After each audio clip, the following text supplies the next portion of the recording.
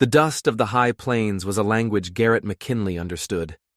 It spoke of drought in its fine, pale powder, and of coming rain in its dark, heavy scent. It was the only language he trusted anymore.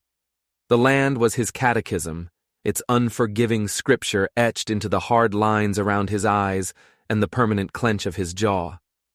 His ranch, a sprawling legacy of sweat and blood, was a fortress against a world he'd been taught to despise. It spread out from the clapboard house his grandfather had built, a solitary island in a sea of grama grass and silence, bordered on the north by the meandering silver thread of Willow Creek. That creek was more than a boundary. It was a principle. His side was his. The other side was theirs. This morning, the principle had been violated. He saw it from the porch, a stain of color against the bleached stone of the creek bed that didn't belong. He'd been oiling a bridle, the scent of leather and lanolin a familiar comfort, when his eyes snagged on the figure. Old, still as a heron, dressed in faded calico and buckskin. An Apache. The word landed in his gut like a stone, cold and heavy. All the stories his father had hammered into him as a boy rose like bile in his throat. They're ghosts, Garrett. Less than human. They slip through the wire like smoke and take what ain't theirs. They got no respect for a man's property, for a man's work. His father's voice was a ghost itself now, buried on the same hill his grandfather was, but the lessons remained, branded on his soul. He dropped the bridle, the leather slapping against the dusty porch boards. His dog, a rangy blue heeler named Buck, lifted his head, a low growl rumbling in his chest. "Easy, boy," Garrett murmured, but his voice was tight. He moved without haste, a deliberate, cold anger guiding his limbs. He strode to the paddock, the sun already a hot weight on his shoulders. His gelding, Roan, snorted a soft greeting, but Garrett's hands were hard as he threw the saddle blanket over the horse's back. Every motion was precise, economical, honed by years of solitary labor. As he cinched the saddle tight, his gaze remained fixed on the figure by the creek. The old man hadn't moved. He was just there. An affront, a quiet challenge to the sovereignty of Garrett's world. The stories churned. Grandpa found one of his prize steers with its throat cut, just for the tongue. "They don't kill to eat, son. They kill for spite. They're a dying breed, and a dying rattler is the most dangerous kind." Garrett swung himself into the saddle, the worn leather groaning under his weight. He didn't reach for the Winchester in its scabbard, not yet. This was a trespasser, not a war party. But the thought flickered, a primal instinct born of inherited fear. He rode not at a gallop, but a steady, menacing trot, the rhythm a drumbeat of possession. My land, my water, my sky. The hooves of the gelding crushed sage, releasing its sharp, clean scent into the air, a smell that usually calmed him, but now only sharpened the edges of his rage.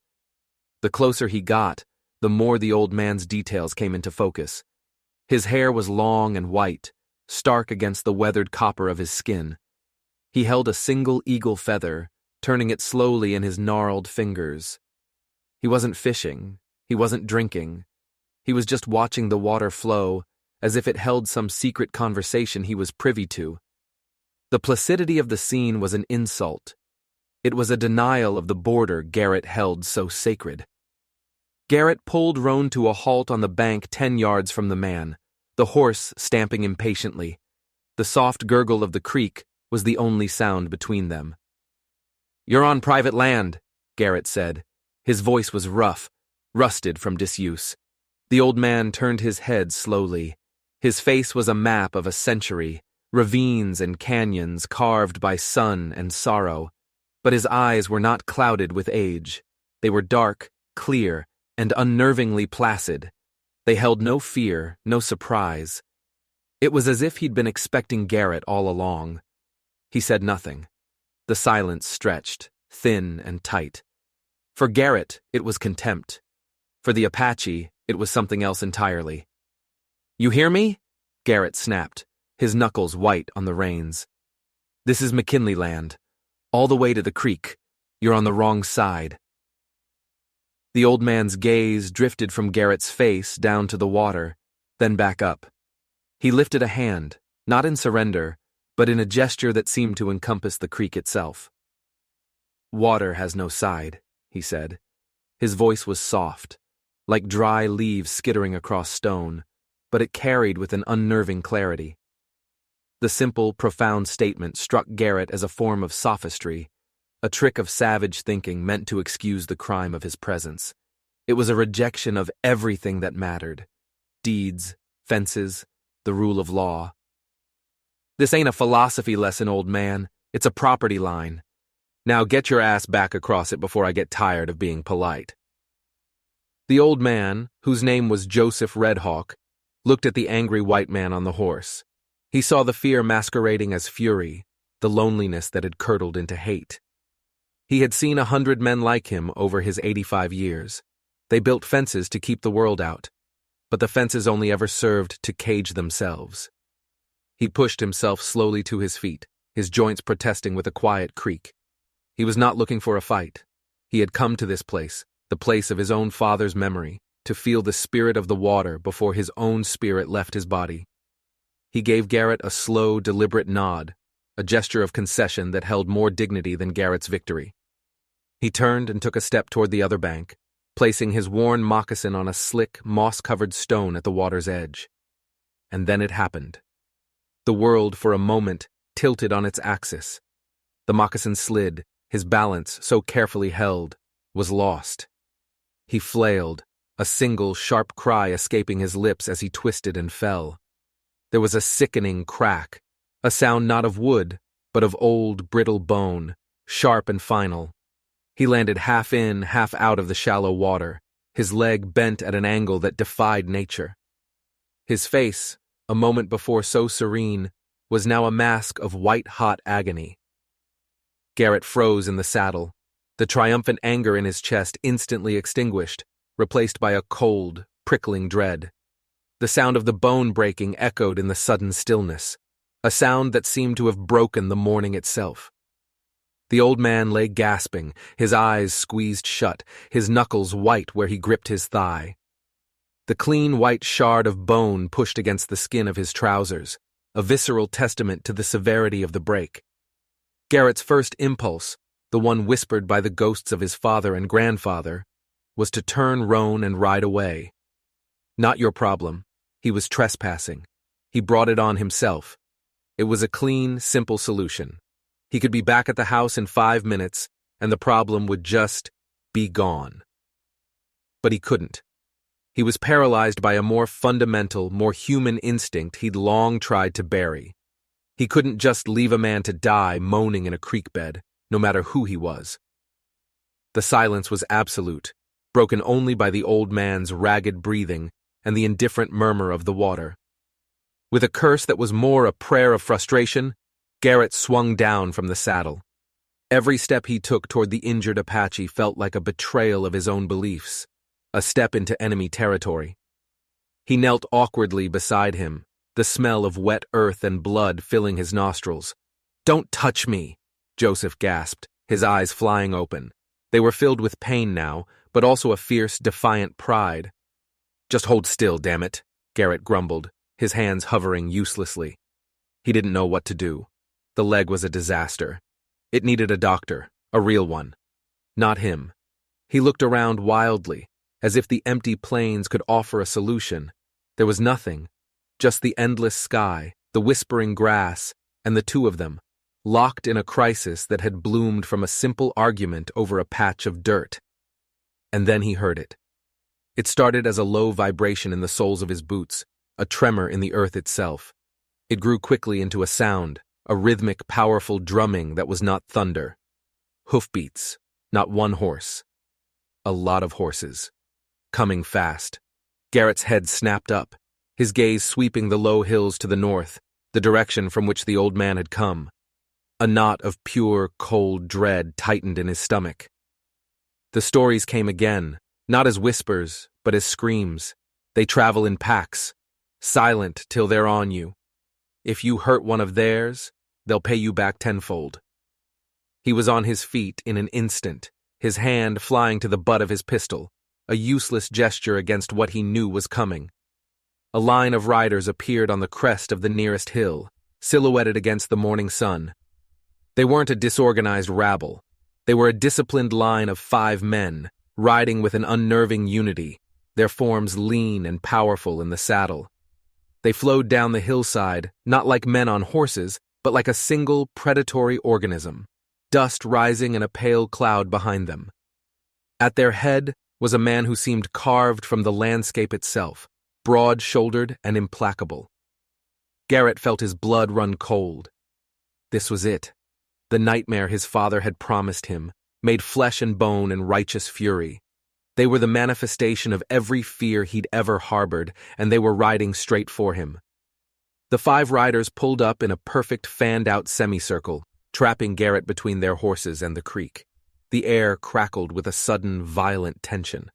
Roan whinnied nervously, sidestepping away from the strange horses. Garrett stood his ground, his hand still resting on his pistol, his heart hammering against his ribs like a trapped bird. The lead rider dismounted in a single fluid motion, his boots landing softly on the dusty earth. He was tall, his face a mask of cold, controlled rage. He wore practical, unadorned buckskin, and a knife was sheathed at his belt. His eyes, black and piercing, ignored Garrett completely at first. They went straight to the old man groaning in the creek. "Father," he said, the word low and guttural. He strode to Joseph's side, kneeling in the mud and water without hesitation. His hands were surprisingly gentle as he assessed the injury, his touch firm and knowing. He looked at the mangled leg, then at the pain-etched face of his father, Joseph Redhawk. Then, slowly, deliberately, he lifted his gaze and fixed it on Garrett. The look in his eyes was more terrifying than any weapon. It was a promise of absolute retribution. "You did this," Thomas Redhawk said. It wasn't a question. It was a verdict. "It was an accident," Garrett heard himself say, his own voice sounding thin and weak in the face of the man's glacial fury. "He slipped." Thomas's eyes narrowed to slits. "He slipped," he repeated, his voice dangerously soft. "While you were pointing a gun at him?" He had seen Garrett's hand on his pistol. He saw everything. The other 4 warriors sat motionless on their horses, their dark eyes watching, their faces impassive stone. They were waiting for a word, a signal from their leader. Garrett knew, with a certainty that chilled him to the bone, that if Thomas gave that word, he would die here, in the mud, and his body would never be found. "I wasn't pointing it at him," Garrett said, forcing his hand away from the gun, holding it out, palm open, a gesture of peace he did not feel. "I was just—" "He fell, that's all." Thomas ignored the explanation. He spoke in his own language to his father, a series of soft, urgent questions. Joseph answered in a weak, pained whisper. Thomas's jaw tightened with every word. He looked at the shard of bone tenting the fabric of his father's trousers, at the unnatural angle of the limb. He knew a break like this, left untended, would lead to fever, to rot, to death. He looked back at Garrett, and the cold fury had now been honed to a razor's edge. "My father is a guest on your land, and you break his body. He was trespassing." The old argument felt pathetic and hollow now, even to Garrett. "This land," Thomas said, his voice dropping lower, vibrating with a history of loss and anger that Garrett couldn't begin to comprehend, "was ours before your grandfather's grandfather ever saw it. We do not trespass. We visit the bones of our ancestors." He gestured to 2 of his men. "Swift Arrow, Running Bear, bring him to the house." The 2 warriors dismounted. They were younger than Thomas, but moved with the same quiet efficiency. Garrett watched, frozen, as they entered his space, his territory, with an authority that superseded his own. They crafted a makeshift splint from a fallen branch and strips of leather from their own gear, their movements deft and practiced. They lifted the old man with a gentleness that seemed at odds with their formidable appearance, Joseph biting back a cry of pain. They began to carry him toward Garrett's house. His house. The idea was so violating, it almost made him choke. "What the hell do you think you're doing?"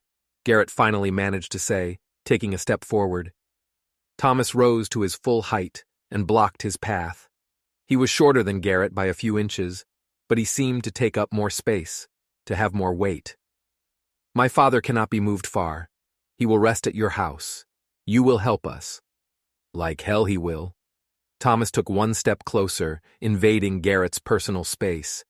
His voice was a low snarl. "You are in no position to refuse. Right now, there is only one reason you are still breathing. Because my father is not yet dead. Do you understand me?" The raw, undisguised threat hung in the air, heavy and suffocating. Garrett looked past Thomas to the porch of his own home, where Swift Arrow and Running Bear were carefully laying the elder on a blanket. Two other warriors stood guard, their rifles held loosely but ready. His fortress had been breached. He was a prisoner in his own home. He gave a single, stiff nod. It was the only answer he could give. Inside the dim, cool confines of the ranch house, the world had been turned upside over. The smells of bacon grease, old wood, and Garrett's sweat were now overlaid with the foreign scents of sage, leather, and the earthy smell of the Apache warriors. They had laid Joseph Redhawk on Garrett's own bed, the one his mother had died in. The sight of the old Apache on his family's quilt was a desecration that made Garrett's teeth ache. Thomas stood beside the bed, his face grim. He had cut away the trouser leg, revealing the ugly truth of the injury. The skin around the break was already beginning to swell and discolor. A compound fracture. Garrett knew enough about livestock to know it was bad. Infection was not a risk. It was a certainty. Thomas worked with a focused intensity, cleaning the wound with water from Garrett's own well. His hands, which Garrett had assumed were only capable of violence, were steady and precise. But he knew, and Garrett knew, that this was not enough. Joseph's breathing was shallow, and a sheen of feverish sweat was beginning to glisten on his forehead. After a long, tense silence, Thomas straightened up, wiping his hands on a rag. He turned to face Garrett, who stood awkwardly in the doorway of his own bedroom, feeling like an intruder. "The bone must be set by a man with skill," Thomas stated, his voice flat and devoid of emotion. "There is a doctor in town, Morrison." Garrett's blood ran cold for the second time that day. Dr. Morrison, a man whose hatred for Indians was the stuff of local legend. Morrison was a pot-bellied, sour-faced butcher who believed the only good Apache was a dead one. He wouldn't spit on a burning Indian, let alone treat one. "Morrison won't come," Garrett said, the words coming out before he could stop them. "Not for—" He trailed off, gesturing vaguely at the man on the bed. Thomas's eyes locked onto his. "He will come," he said, his voice dropping to a chilling whisper. "Because you will bring him." Garrett laughed, a short, sharp bark of disbelief. "You're crazy. He'd sooner see me strung up than help one of you. He'll tell me to go to hell." "Then you will persuade him," Thomas said. The corner of his mouth twitched, a faint, mirthless smile. "You white men are very persuasive with one another. You use money, or you use threats. I do not care which you choose." He took a step closer, his presence filling the small room. The smell of the plains clung to him, wild and dangerous. "You will ride to town. You will fetch this doctor. You will bring him back here. He will fix my father's leg." He paused, letting the weight of his words sink in. "If you are not back by sundown, my men will burn this ranch to the ground. If my father dies because you were too slow, or because this doctor's medicine is poison, they will burn the town too. And you," he said, his voice now a mere breath of sound, deadly and intimate, "you I will save for last. I will take you apart, piece by piece, and I will show you what it is to lose a father." The ultimatum was absolute, a cage of iron closing around Garrett. He looked from Thomas's unyielding face to the suffering old man on his bed.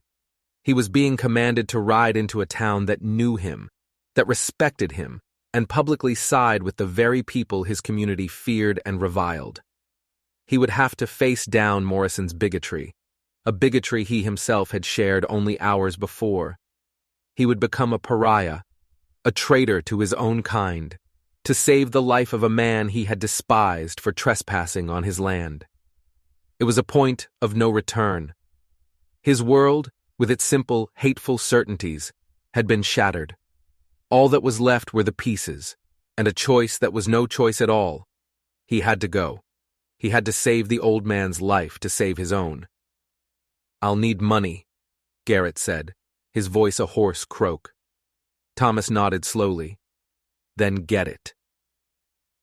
The ride to town was a journey through a personal hell. The familiar landscape, every rock and gully a landmark of his life, now seemed alien and hostile. The sun beat down, a merciless hammer on the anvil of the sky. Garrett's mind was a maelstrom of fear and fury. He was Thomas Redhawk's errand boy, a puppet on a string, sent to do the bidding of the savages he'd been raised to hate. And for what? To save an old trespasser and, in doing so, save his own skin. The humiliation burned hotter than the sun. He imagined the scene in town, the stares from the men loafing outside the general store, the questions. "What you doin' riding so hard, Garrett?" He couldn't tell them the truth. "Oh, just fetching the doc for an Apache whose leg got broke on my land after I threatened him. They'd think he'd gone mad. Or worse, that he was a coward, bowing to a band of Indians. His reputation, the one solid thing he owned besides his land, would be ruined." His father's ghost whispered accusations in his ear. "Weak. You're weak, boy, letting them run all over you." He pushed Roan harder, the horse's flanks dark with sweat. As the dusty collection of clapboard buildings that made up the town of Redemption came into view, his anxiety tightened into a hard, cold knot. He rode straight down the main street, ignoring the few curious glances sent his way, and dismounted in a cloud of dust in front of Dr. Morrison's office. The sign above the door was faded, the paint peeling.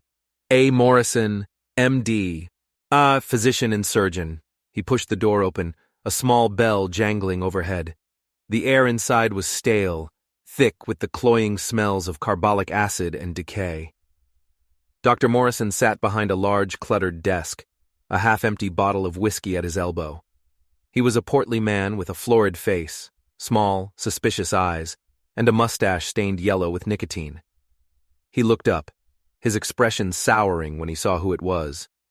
"McKinley," he grunted. "Don't tell me you finally got yourself gored. I'm in the middle of some important research."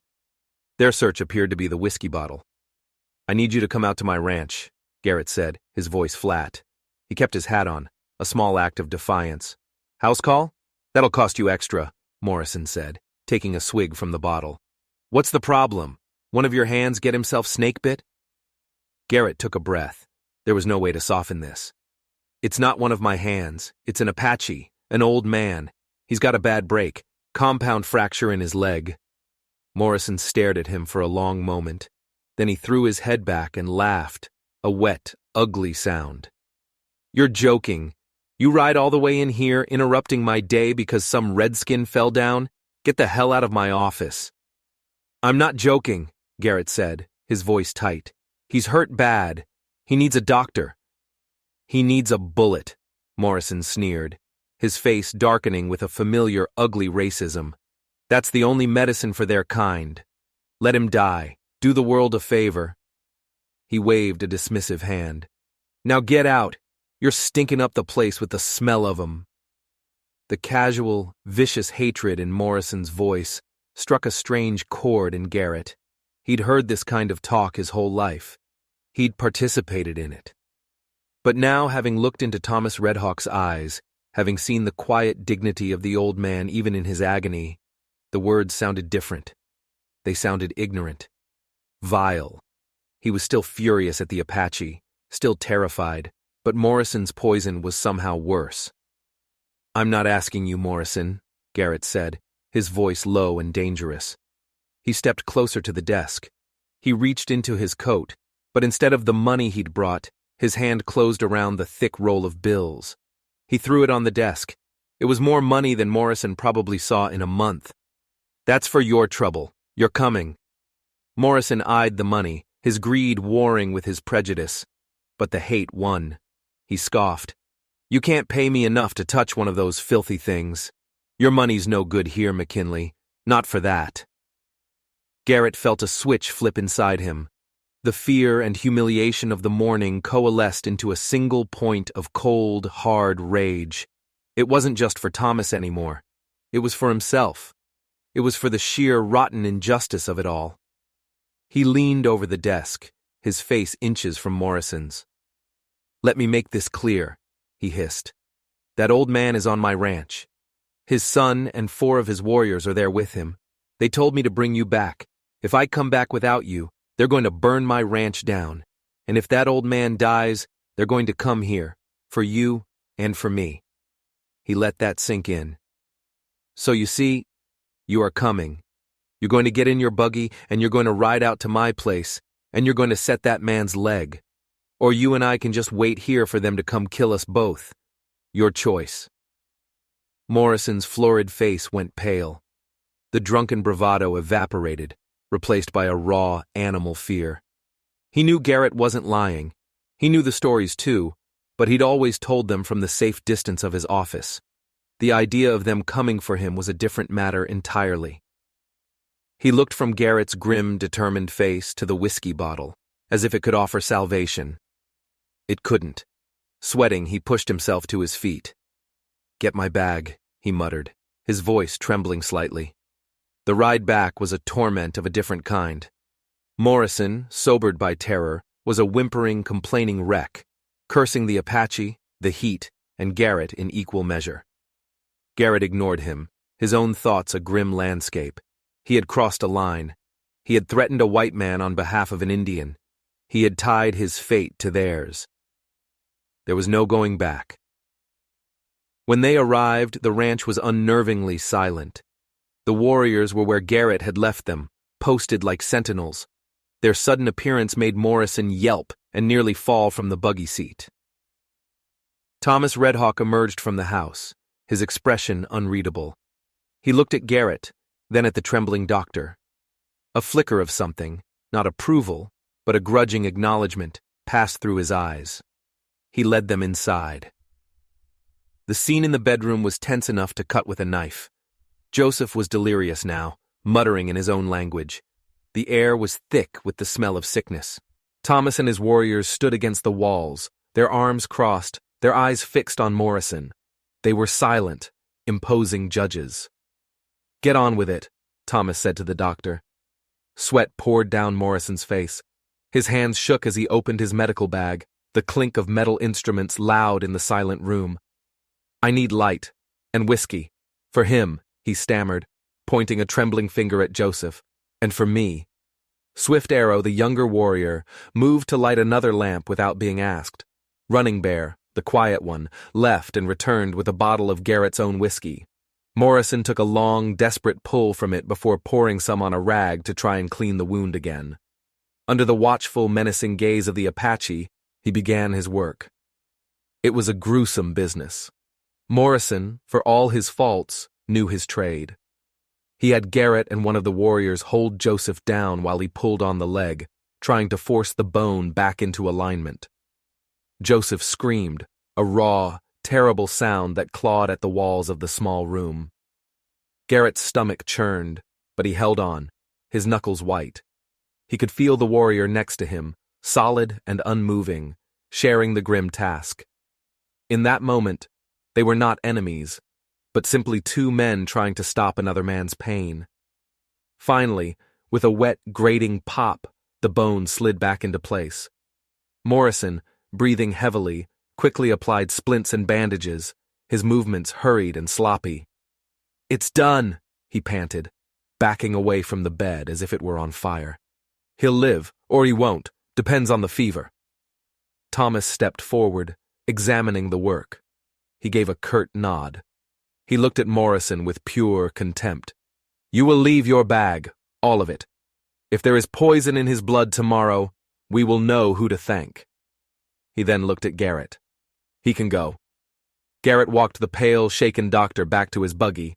Morrison didn't say a word, just scrambled aboard and whipped his horse into a frantic gallop, fleeing the ranch as if the devil himself were at his heels. Garrett watched him go, a plume of dust marking his panicked retreat. He was alone again. Or rather, he wasn't. He turned back to the house. Thomas was waiting for him on the porch.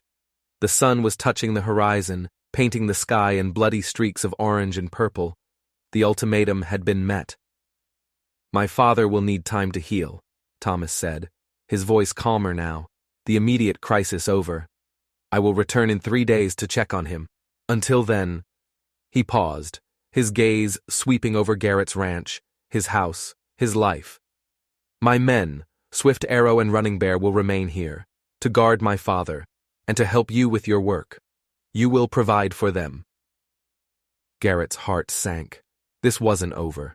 It was a new kind of hell, an occupation. "I don't need any help," he said stiffly. "It is not a request," Thomas said. He turned without another word, swung onto his horse, and with his 2 other men, rode off into the deepening twilight, leaving Garrett a prisoner on his own land, trapped with 2 silent, watchful strangers who represented everything he had ever feared and hated. The fragile truce was not a peace treaty. It was a sentence. He was left in the quiet dark with the steady breathing of the sleeping elder in his mother's bed, and the 2 warriors who now shared his home.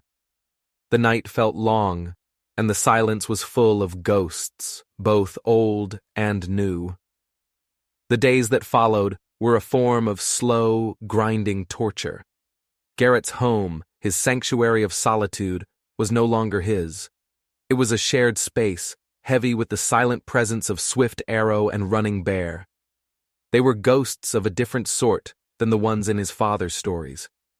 They were solid, watchful, and unnervingly self-sufficient.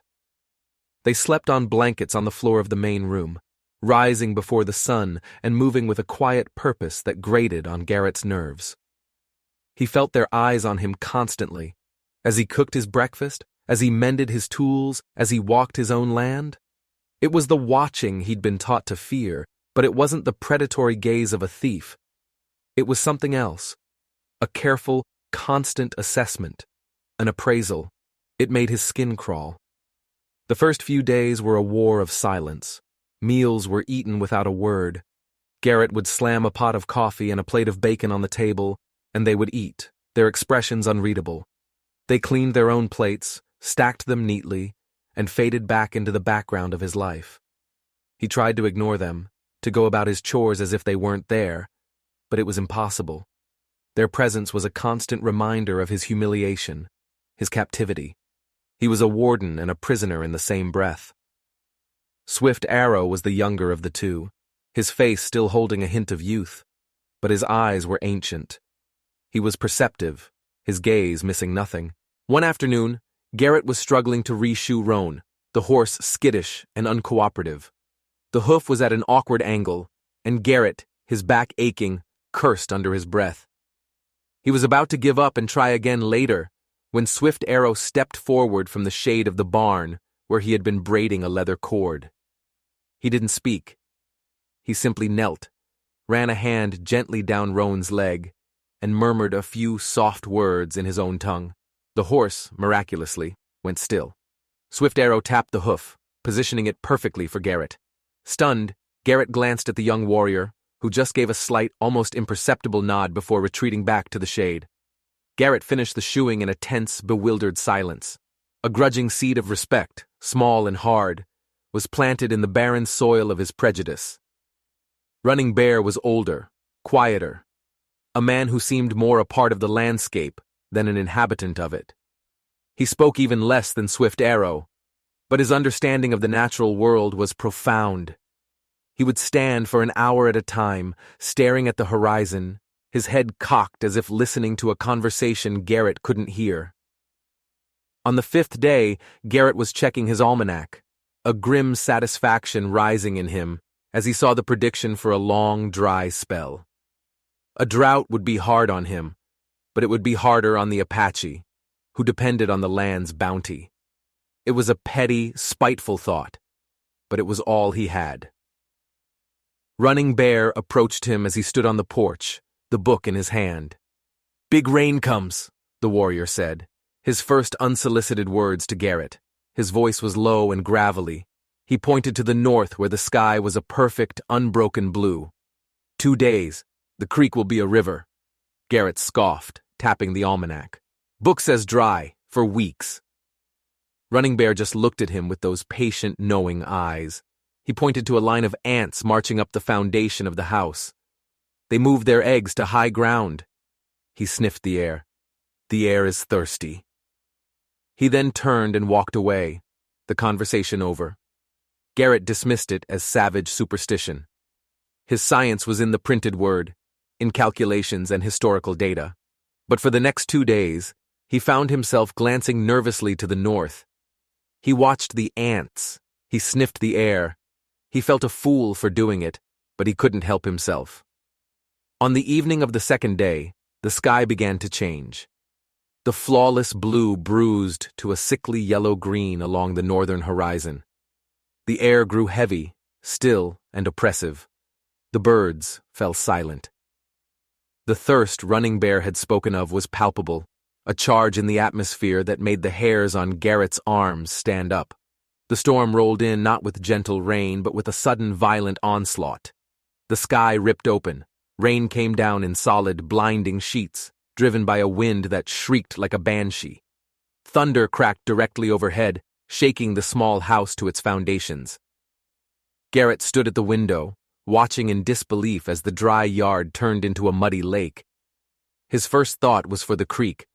Running Bear's prediction. The creek will be a river. His blood ran cold. He had a small herd of 24 cattle, his prime stock, grazing in the low pasture that bordered the creek. If a flash flood came down that channel, they'd be trapped against the fence line and drowned. They were the heart of his livelihood. He grabbed his oilskin slicker and burst out the door into the tempest. The wind and rain hit him like a physical blow. He could barely see 5 feet in front of him. He slogged through the deepening mud toward the pasture, his heart pounding with a new kind of fear. Not of men, but of the raw, indifferent power of nature. When he reached the fence, the sight made him despair. The creek was already a raging brown torrent, logs and debris churning in its maw.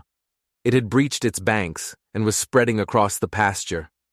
The cattle were panicked, bunched up against the far fence, bawling in terror as the water rose around their legs. He could never get them out alone. It was impossible.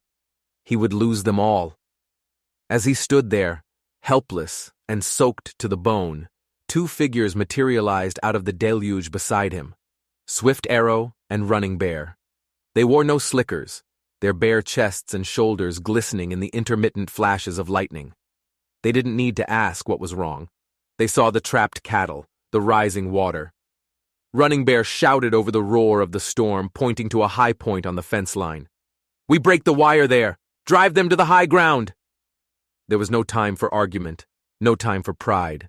There was only the storm, the rising water, and the shared, desperate goal of survival.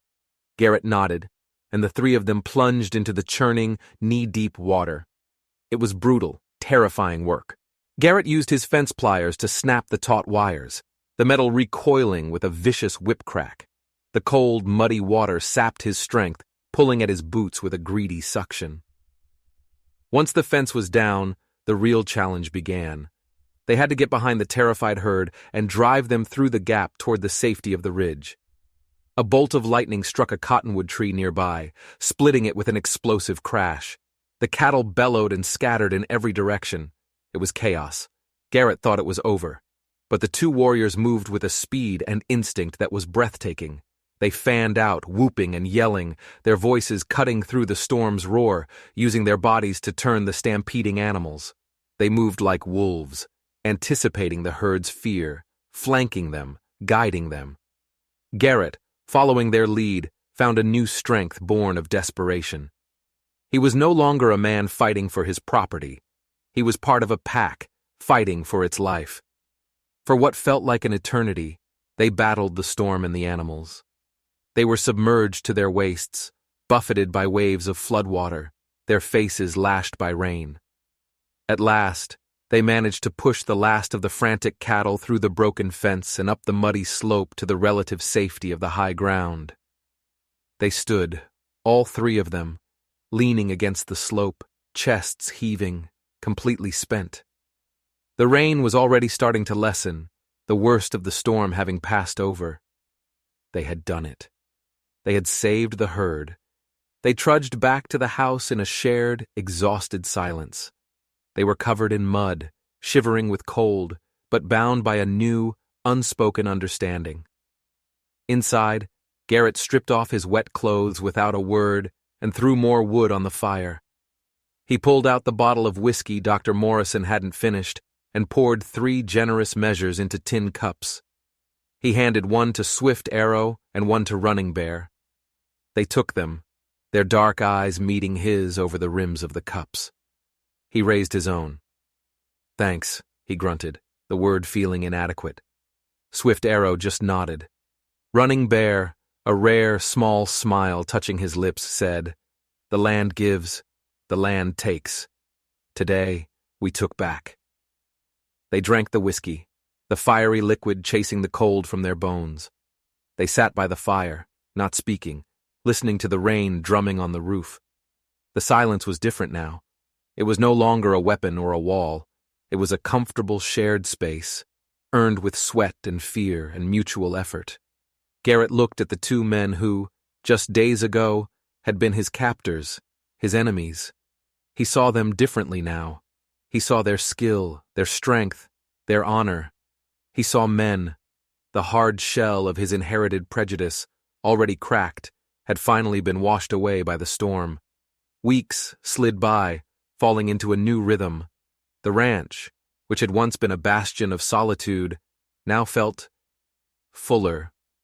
The silence was no longer empty, but companionable. Joseph Redhawk's fever had broken the day after the storm, as if the violence of the sky had purged the sickness from his body. He was healing, his old bones slowly, stubbornly knitting themselves back together. He would sit on the porch for hours, wrapped in a blanket, his quiet presence a steady anchor to the day's activities. The dynamic between the 3 men who ran the ranch had transformed completely. The grudging cooperation forged in the flood had solidified into a seamless, unspoken partnership. Garrett found himself not just tolerating, but relying on the skills of his 2 companions. Swift Arrow, it turned out, had a genius for engineering. He repaired the washed-out fence line using a series of interlocking braces and tension points that were far stronger than Garrett's original design. He showed Garrett how to read the subtle shifts in the soil to find underground springs, a skill that would be invaluable in the coming dry seasons. There was an easy camaraderie in their shared work, a language of gestures and grunts that needed no translation. Running Bear continued to be the ranch's oracle. His knowledge of plants was astonishing. He pointed out which weeds were medicine for the cattle and which were poison. He showed Garrett how a particular type of lichen growing on the north side of the rocks indicated the severity of the coming winter. Garrett, who had once put his faith only in almanacs and ledgers, began to trust the living library of the land as read by Running Bear. His world, once confined by fence lines and property deeds, was expanding. The evenings were the most changed. The campfire, once a symbol of their division, was now the heart of their new community. They would sit around it after the day's work was done, the flames pushing back the vast, dark emptiness of the plains. Joseph, his strength returning, began to speak. He didn't tell grand tales of war or battle, but smaller stories, pebbles of memory polished smooth by time. He spoke of his father, a man named Two Elks, and of a winter so harsh the snow had buried the sagebrush. One night, under a canopy of stars so bright they seemed to drip from the sky, Joseph pointed a thin, frail finger toward a gnarled, ancient cottonwood tree that stood alone by the creek, its branches twisted like an old man's arthritic hands. It was the same spot where Garrett had first confronted him. "That tree," Joseph said, his voice soft. "That is a story tree." Garrett looked at it. It was just an old tree to him, a landmark. "Long ago," Joseph continued, his gaze lost in the past. "Before the railroad, before most of the fences, the soldiers were hunting us. It was the starving time. A blizzard came from the north, a white wall that erased the world. My father, Two Elks, was separated from our family. He was young then, not much older than Swift Arrow. He was freezing, starving. He made his way to this creek, seeking its shelter, and collapsed under that tree, preparing to die. Garrett listened, the firelight flickering on the old man's face. The story felt intimate, sacred. "Your grandfather," Joseph said, turning his dark, clear eyes to Garrett, "found him there. His name was Samuel McKinley."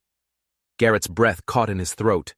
Samuel, the name on the deed, the man from the stories his own father had told, the hard man, the Indian hater.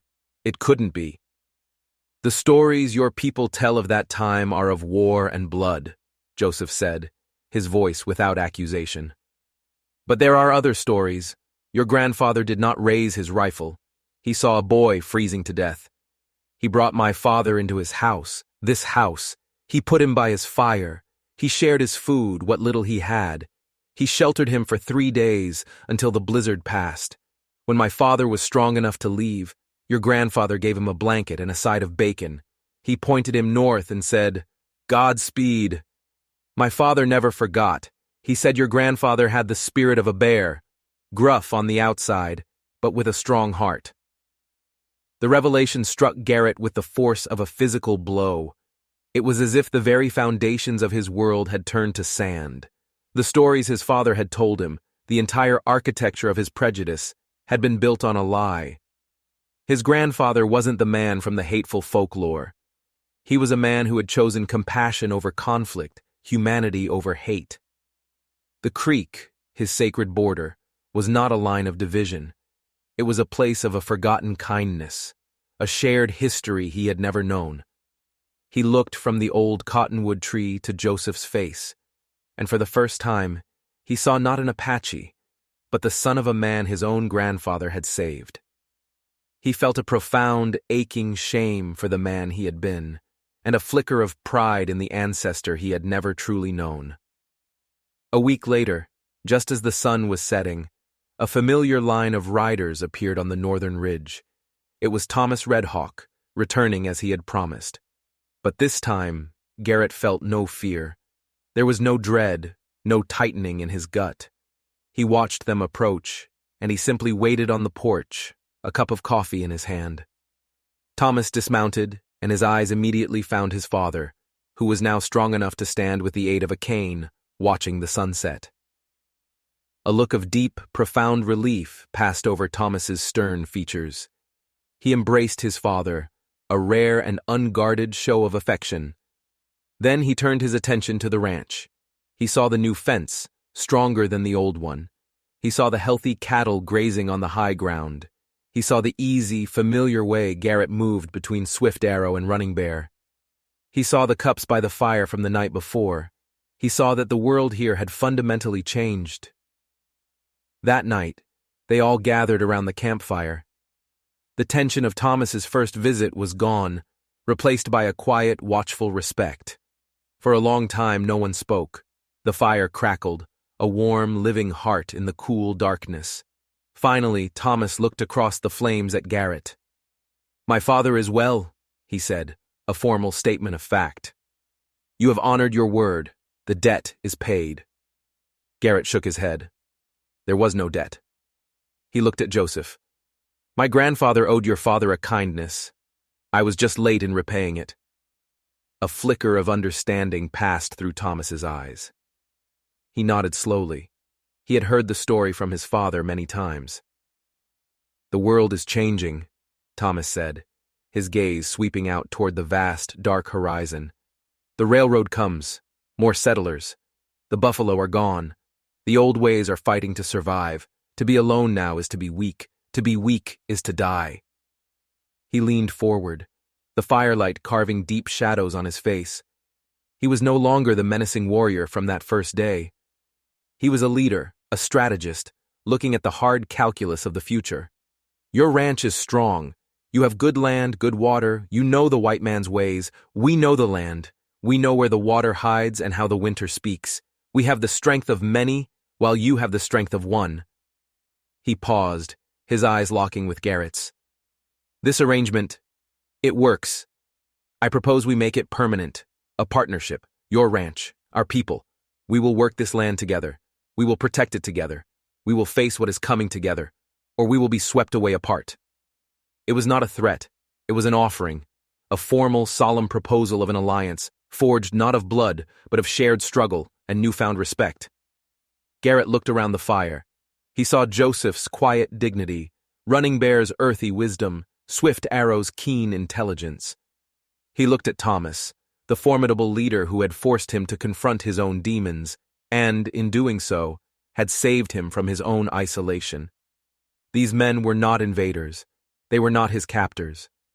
They had become his family. His life of bitter, proud solitude had been a prison of his own making. True strength wasn't in fences and isolation. It was here, in the circle of firelight, in the faces of these men. It was in cooperation. It was in alliance. Garrett stood up. He walked around the fire and stood before Thomas Redhawk. He held out his hand. "Partners," he said, his voice firm and clear. Thomas rose and took his hand. His grip was like iron, a confirmation of the pact. They shook hands over the crackling flames, the rancher and the warrior, sealing their future together. The ghosts of old hatreds were finally laid to rest, replaced by the solid, grounding presence of a new beginning. As Garrett looked out into the darkness that surrounded their small island of light, he no longer saw a threat. He saw a home, bigger and stronger than he had ever imagined, a fortress built not of wood and wire, but of a hard-earned, unbreakable peace.